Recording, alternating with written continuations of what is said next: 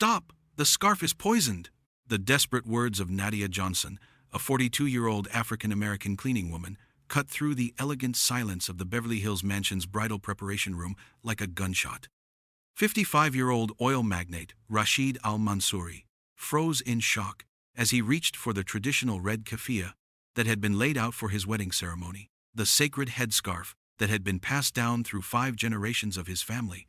The ornate silk garment, embroidered with gold thread and precious stones, was meant to be the centerpiece of his traditional Arab wedding attire, connecting him to his heritage on the most important day of his life.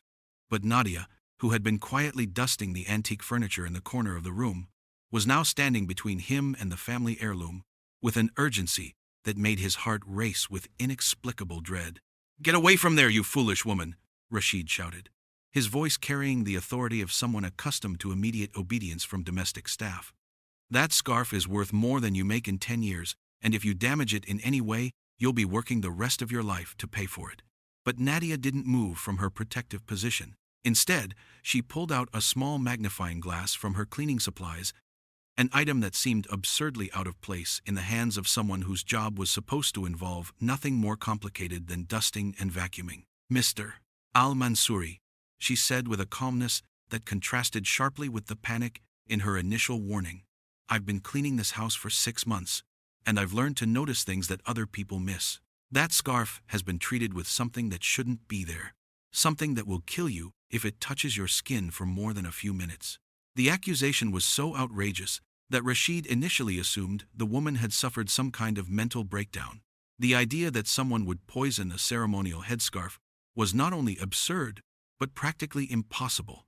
The keffiyeh had been stored in a climate-controlled vault in his Beverly Hills mansion, accessible only to family members and his most trusted household staff.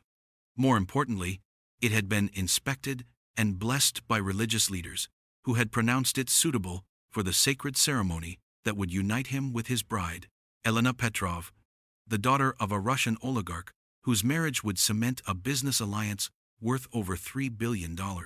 "You're out of your mind," Rashid declared, reaching again for the scarf that represented not just family tradition, but political and economic necessity. "This wedding has been planned for 2 years, and nothing, certainly not the paranoid delusions of a cleaning woman, is going to delay it." But as his fingers approached the silk fabric, Nadia grabbed his wrist with surprising strength and pulled him away from the ceremonial garment. "Look at the edge of the fabric under magnification," she insisted, pressing the magnifying glass into his hand. "See how the silk fibers have been altered near the headband area, where it would touch your forehead and temples. That's not natural aging or wear. That's chemical treatment, designed to penetrate skin and enter your bloodstream." Rashid reluctantly took the magnifying glass, more to humor the woman and get her out of his preparation room than because he believed her wild accusations. But when he examined the scarf under magnification, he saw exactly what Nadia had described. The silk fibers along the inner edge had indeed been altered in a way that looked deliberate and sinister. The natural sheen of the fabric had been replaced by a matte finish that suggested some kind of chemical coating, and there were tiny crystalline deposits that definitely had not been part of the original embroidery. "What you're seeing," Nadia continued, "is a contact poison that would have been absorbed through your skin during the ceremony. Based on the distribution pattern and the amount of chemical residue, I estimate you would have been unconscious within 20 minutes and dead within an hour, most likely from what would appear to be a sudden heart attack or stroke." The specificity of her analysis was more terrifying than the accusation itself. This was not the vague fear of someone with an overactive imagination. This was the detailed assessment of someone who understood exactly what she was looking at and how it would affect the human body. But how could a cleaning woman possibly possess the knowledge to identify sophisticated chemical weapons, and why would she care enough about his welfare to risk her job and personal safety to warn him? "How do you know about poisons?" Rashid asked, his voice now carrying genuine curiosity rather than dismissive anger. "What you're describing sounds like something only a trained chemist or intelligence operative would recognize." Nadia set down her cleaning supplies and looked directly into his eyes with an expression that suggested she was about to reveal something that would change his understanding of everything he thought he knew about the people around him. "Before I started cleaning houses, Mr. Al Mansouri, I spent 15 years working for the CDC's Bioterrorism Detection Unit. I'm a former biochemist who specialized in identifying chemical and biological weapons that could be used in assassination attempts against high-value targets. The revelation hit Rashid like a physical blow. The woman he had been treating as an invisible domestic worker was actually a former government scientist, with expertise in exactly the kind of sophisticated murder weapons that intelligence agencies used to eliminate enemies without detection. But if she had such impressive credentials, why was she working as cleaning staff in Beverly Hills mansions instead of continuing her career in government service? After September 11th, budget cuts eliminated my position along with most of the bioterrorism detection program, Nadia explained. I spent 3 years trying to find work in my field, but the combination of being black, female, and over 40 made it nearly impossible to get hired by private companies or government contractors who preferred younger candidates with different demographic profiles. She continued, "Cleaning work pays the bills and allows me to use my observational skills in a different context. You'd be amazed how much criminal activity takes place in wealthy households, and how often domestic workers are the only people positioned to notice evidence that law enforcement would never see." The implications of her statement were staggering. If Nadia was right about the poisoned scarf, it meant someone with access to his private residence had been planning his murder for months, carefully timing the assassination to occur during his wedding ceremony, when the death would cause maximum disruption to both his business empire and the political alliance his marriage was meant to create. But who would want him dead? And who had the sophisticated knowledge and resources to carry out such an elaborate assassination plot? The list of people with access to his family's ceremonial clothing was extremely short, limited to immediate family members, longtime household staff, and a few trusted business associates who had been involved in wedding preparations. As if reading his thoughts, Nadia pulled out a small notebook from her cleaning cart and opened it to a page covered with detailed observations and chemical analysis notes. "Mr. Al Mansouri," she said quietly, "I've been documenting suspicious activity in this household for 4 months, ever since I noticed that someone was regularly accessing areas of the house that should have been off-limits to most of the staff." She showed him entries that detailed unusual late-night visits to the climate-controlled storage room where family heirlooms were kept, chemical odors in areas where no cleaning or maintenance work was being performed, and the presence of laboratory equipment that had been hidden in guest rooms that were supposedly unoccupied. More disturbing were her observations about specific individuals who had exhibited behavior that suggested they were conducting covert operations within his own home. The detailed surveillance notes read like intelligence reports, documenting patterns of movement, communication methods, and technological equipment that indicated professional-level espionage activities. Based on my analysis of access patterns and behavioral indicators, Nadia continued, "I believe the person responsible for poisoning your scarf is someone you trust completely, someone who has been planning this assassination for months, while maintaining the appearance of loyalty and friendship." She turned to a specific page in her notebook that made Rashid's blood run cold. The name written at the top was Elena Petrov, his bride-to-be, the woman he was supposed to marry in less than 2 hours. "Your fiancé has been meeting secretly with individuals who have backgrounds in chemical weapons development," Nadia explained. "I've documented at least 6 clandestine meetings in the past 2 months, always conducted in locations that would be difficult to monitor or trace. She's also been accessing your family's heirloom storage area using security codes that she shouldn't have known." The accusation that his future wife was trying to murder him was so shocking that Rashid initially refused to consider it seriously. Elena was the daughter of one of Russia's most powerful oligarchs, a woman who stood to gain enormous wealth and political influence through their marriage. Why would she risk everything to kill him, when his death would actually reduce her access to the resources and connections she needed to expand her family's business empire? But as Rashid thought about Elena's behavior in recent weeks, he began to notice patterns that he had previously dismissed as pre-wedding stress. Her insistence on handling certain ceremonial preparations personally, her unusual interest in family traditions that she had never cared about before, and her suggestion that they incorporate specific elements of Arab culture into their wedding ceremony. The poisoned keffiyeh was supposed to be Elena's gift to him, a gesture of respect for his heritage that would symbolize her acceptance into his family and culture. But if Nadia was right, it was actually an assassination weapon disguised as a romantic gesture, designed to kill him at the moment of their greatest public intimacy and commitment. "What evidence do you have that Elena is involved?" Rashid asked, though he was beginning to accept that the woman he trusted with his heart and his business empire might be planning his murder. Nadia showed him photographs that she had taken discreetly over several weeks, images that documented Elena's secret meetings with individuals who could be identified through facial recognition software as former Soviet chemical weapons specialists. The photos also showed Elena accessing the heirloom storage room at times when she had told Rashid she was at spa appointments or shopping with friends. Most damning was a photograph of Elena handling the ceremonial scarf while wearing laboratory gloves and working with equipment that was clearly designed for applying chemical coatings to fabric. The image had been taken through a window using a telephoto lens that Nadia had purchased with her own money after becoming suspicious about Elena's activities. "She's been planning this for at least 6 months, Nadia explained. "The marriage was never about love or even business alliance. It was about positioning herself to inherit your entire fortune while eliminating any possibility that you could expose whatever criminal activities her family is involved in." The scope of the betrayal was devastating. Not only had the woman he loved been plotting his murder, but she had been using their relationship to gather intelligence about his business operations, his security arrangements, and his family's most treasured possessions. Every intimate conversation, every shared secret, every moment of trust had been part of an elaborate assassination plan. But why had Nadia risked her own safety to warn him about the plot? And how had a former government scientist ended up in a position to discover and document Elena's criminal activities? The coincidence seemed almost too convenient to be believable. As if anticipating his skepticism, Nadia explained the circumstances that had led to her presence in his household at exactly the right time to prevent his murder.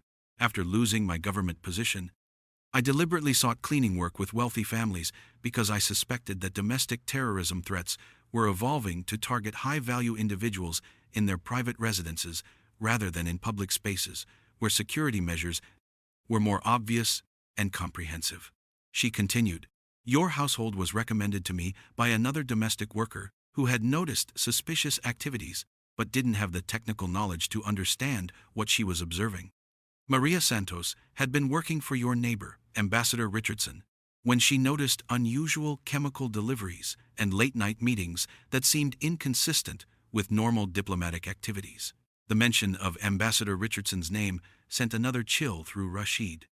The retired diplomat lived 3 houses down and had been one of the people who had recommended Elena as a suitable bride, praising her family's international connections and her potential value as a business partner. If Richardson was somehow involved in the assassination plot, it meant the conspiracy reached much deeper into his social circle than he had initially realized. "I've been conducting informal intelligence gathering in several wealthy households, documenting potential security threats that law enforcement agencies are not equipped to detect because they focus on external threats rather than insider conspiracies," Nadia explained. "The domestic worker network in Beverly Hills sees everything that happens in these mansions. But most of what we observe gets dismissed as gossip or irrelevant household drama." She opened another section of her notebook that contained detailed profiles of various household staff members across the neighborhood, documenting patterns of behavior that suggested some of them were not who they claimed to be. "Your gardener, Hassan Mahmoud, has military training that he's never disclosed on his employment applications. Your chef, Pierre Dubois, has been photographed meeting with known arms dealers in downtown Los Angeles.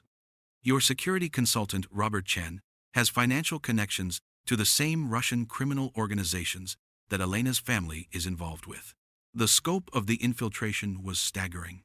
Rashid realized that his entire household staff, people he had trusted with access to his private residence and family information, had been systematically replaced or compromised by individuals working for the criminal organization that was planning his assassination. Elena hadn't just been planning to kill him. She had been orchestrating a complete takeover of his security infrastructure to ensure that her murder plan would succeed. But the most disturbing revelation was still to come. Nadia turned to a section of her notebook that contained financial analysis and corporate investigation notes that went far beyond what someone would normally expect from household surveillance. Elena's assassination plot isn't just about inheriting your personal wealth, she explained. Your death was supposed to trigger a series of business transactions that would give her family's criminal organization control over your entire corporate empire, including oil drilling rights in the Middle East that are worth over $50 billion. She showed him documents that revealed how Elena had been manipulating his business decisions for months, encouraging him to sign contracts and make investments that would transfer control of his most valuable assets to shell companies controlled by Russian organized crime families. The marriage was supposed to legitimize these transfers, while his death would eliminate any possibility that he could reverse the transactions or expose the criminal conspiracy. Your wedding wasn't just going to be your funeral, Nadia said grimly. It was going to be the final step in the largest corporate theft in international business history. The revelation that his romantic relationship had been part of an elaborate financial conspiracy was perhaps more devastating than discovering that Elena had been planning to murder him. Every intimate moment they had shared, every business decision she had influenced, every expression of love and commitment had been calculated moves in a criminal operation designed to steal his life's work while literally ending his life. What happens now? Rashid asked. Accepting that his wedding day had become the day he discovered that everything he believed about his life was built on lies and deception. Now we call the FBI and present them with evidence of a planned assassination that involves international criminals and chemical weapons, Nadia replied. Elena and her associates will be arrested, and you'll be placed in protective custody while investigators determine the full scope of the plot against you and your business empire. But first, we need to get you away from this house immediately, because if Elena realizes that her plan has been discovered, she may have backup assassination methods already in place. The poison scarf was supposed to be undetectable, but there could be other weapon systems installed throughout your residence that we haven't identified yet. As if summoned by their conversation, Elena's voice could be heard calling from downstairs, asking why Rashid was taking so long to prepare for the ceremony. Her tone carried the perfect mixture of excitement and concern that any bride would display on her wedding day.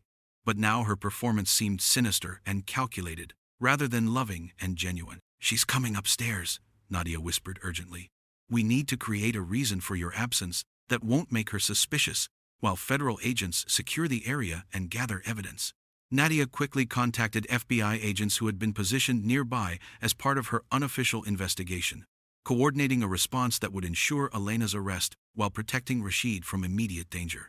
The operation required precise timing to prevent Elena from destroying evidence or activating backup assassination methods that might be hidden throughout the mansion.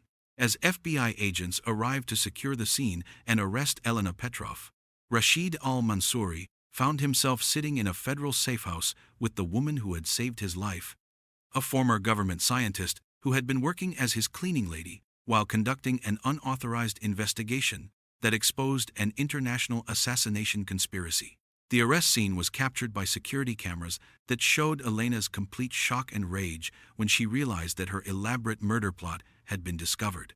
Her transformation from loving bride to violent criminal was dramatic and terrifying, revealing the extent to which she had been acting a role for months while planning his death. The irony was profound and humbling. He had been rescued from murder by someone he had barely noticed, someone whose intelligence and expertise he had never recognized, because her job title suggested she was unworthy of his attention or respect. Meanwhile, the woman he had planned to marry, someone whose wealth and social status made her seem like a perfect partner, had been planning his death while pretending to love him.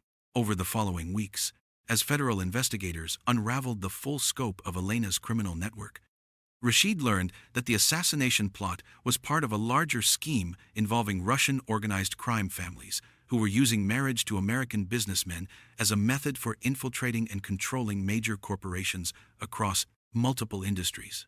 Elena had been operating under deep cover for 3 years, establishing herself in Los Angeles society while targeting wealthy men whose deaths would provide her criminal organization with access to billions of dollars in assets and business intelligence.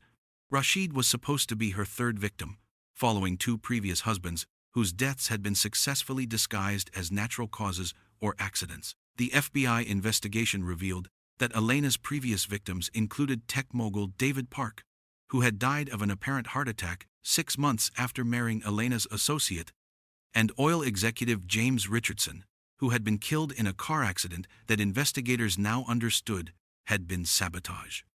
Both men had signed documents shortly before their deaths that transferred control of their companies to shell organizations controlled by the same Russian criminal network. The evidence that Nadia had gathered over 4 months of surveillance proved crucial to the federal investigation, providing prosecutors with the documentation they needed to dismantle an international criminal organization that had been operating undetected for years and had stolen over $10 billion from American businesses.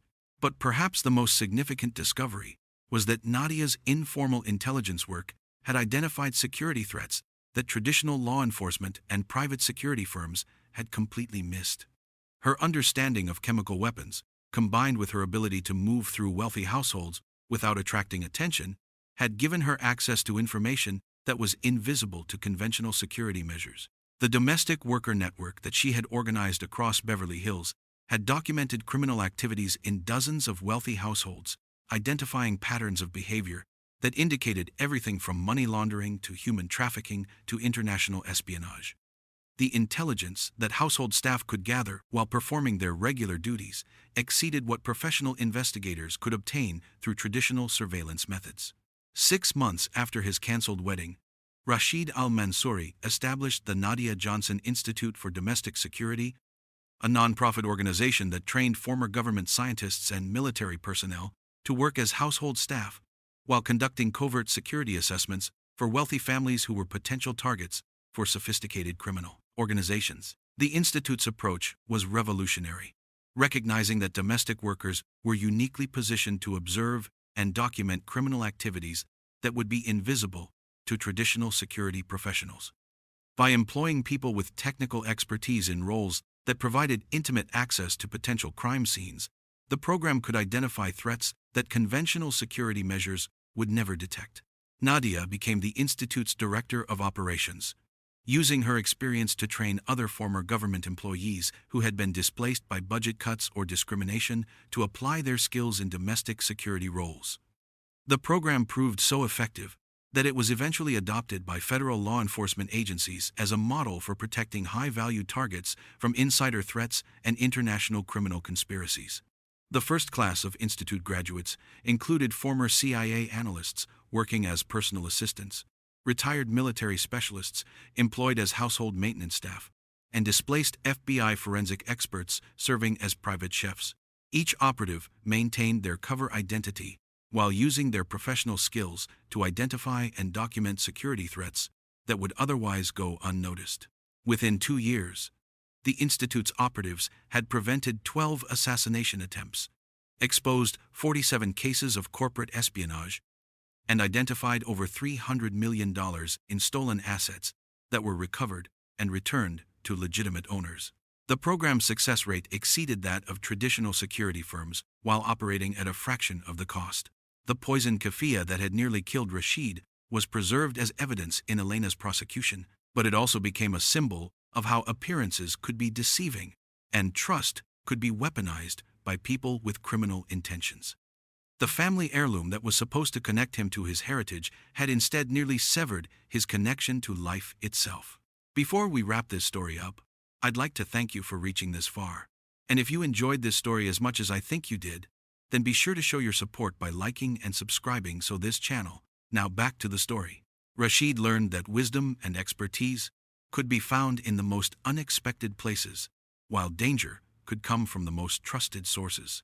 The cleaning woman he had barely acknowledged had demonstrated more loyalty and intelligence than the fiancé he had planned to spend his life with, teaching him that character was more important than credentials, and that the people society overlooks are often the ones most capable of seeing the truth.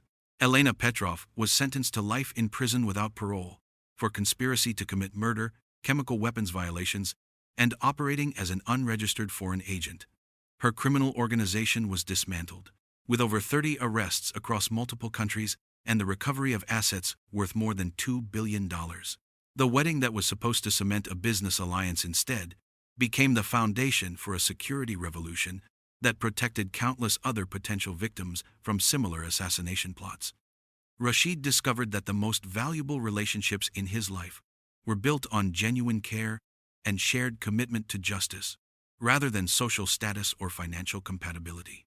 Most importantly, he learned that salvation could come from the most unexpected sources, and that the people who society treats as invisible are often the ones who see everything most clearly.